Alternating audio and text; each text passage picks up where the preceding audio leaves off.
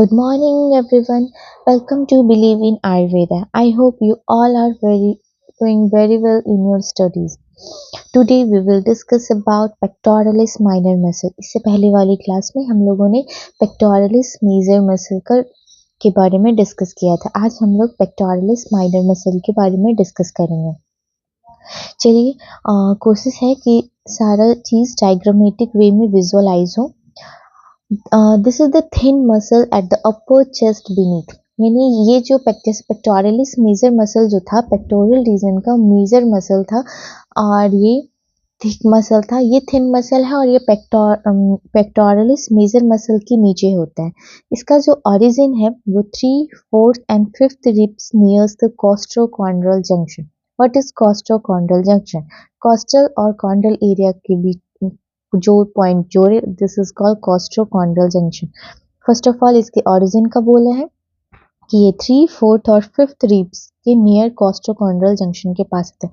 इस फिगर में भी दिखाया गया है 3, 4th, 5th रिब्स के पास ये जो रेड एरिया है उसमें है, और एक डायग्राम से भी विजुअलाइज करवाया गया है। ये देखिए, ये वाली डायग्राम से क्लियर होगा।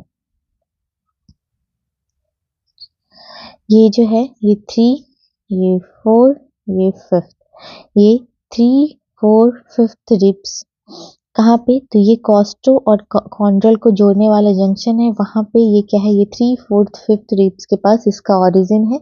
3, 4, 5th ribs of costo chondral junction, ठीक है। और सेकंड पॉइंट क्या है?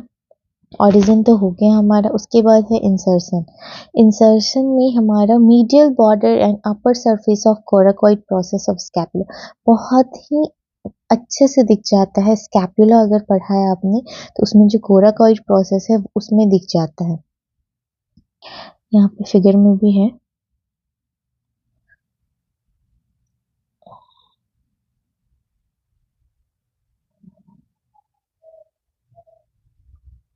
देखिए,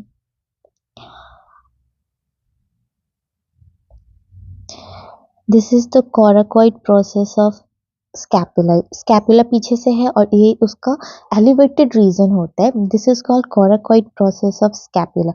इंसर्शन मतलब वहां पे जाकर के इंसर्ट होता है और इसका जो है ओरिजिन यहाँ से होता है 3, 4, 5th रिब्स ऑफ कोस्टोकॉन्ड्रल जंक्शन के पास, ठीक है।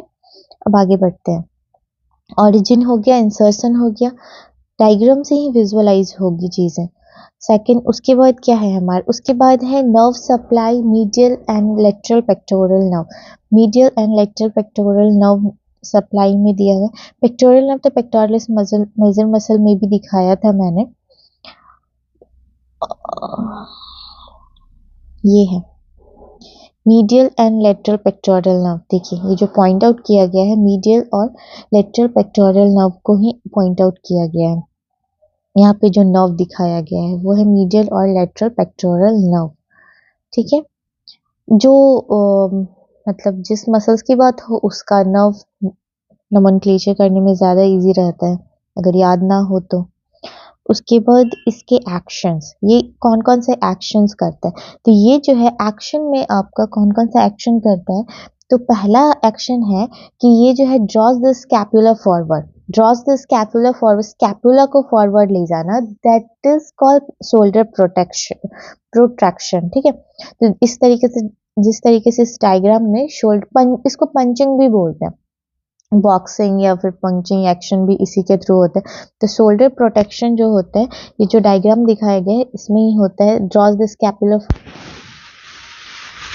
पंचिंग एक्शन, तो ऐसे डायरेक्ट तो नहीं आएगा, अगर ऑब्जेक्टिव में आया तो आएगा कि for punching action which muscles is involve. तो then for punching action pectoralis minor muscle is involve, okay. में भी इसका यूज होता है during the process of post. तो बट यहाँ क्या है? यहाँ है कि इन्वॉल्वमेंट है प्रोटेक्शन में, लेकिन एसेसरी मसल्स में बोलते हैं। इंस्पायरेशन में एसेसरी मसल्स कौन है? मसल एसेसरी मसल्स है, इसे आप बस माइंड में रखें। उसके बाद कौन सा मसल है? तो की मसल है, नोट्स में है आप की मसल।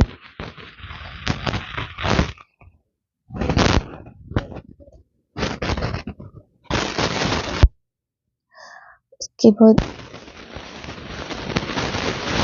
खाता है, बोलता है डिप्रेस द शोल्डर। एक लाइन वहाँ बुक में यूज किया गया है, डिप्रेस, समझ नहीं आता है एक्चुअली ये जो हेड रिट्रैक्शन का बात करता है। तो यहाँ आपको एडक्शन यानी रिट्रैक्शन, स्कैपुला को नीचे ले जाने में इस तरीके से, जैसे drawing the depress the point off shoulder, यहाँ पे पॉइंट ऑफ शोल्डर क्या हो रहा है, तो डिप्रेस हो रहा है, ठीक है।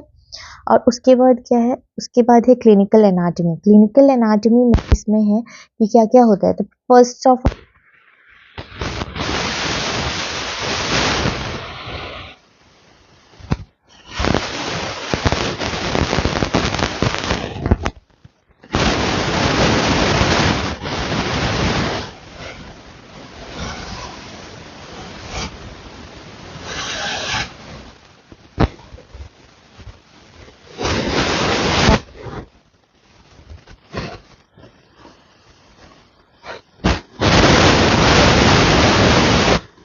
टॉन पढ़ेगा, ठीक है। यहाँ माइनर में टाइटनेस हो जाएगा, ट्रॉमा हो जाएगा नेक में,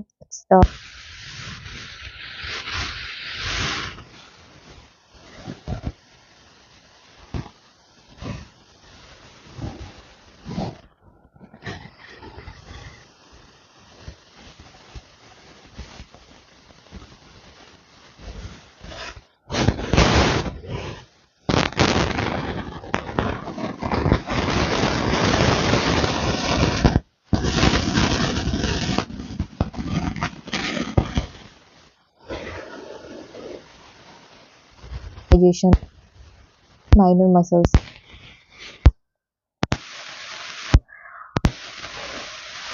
मसल हो गया। अब इसके नेक्स्ट वीडियो में सब क्लेवियस,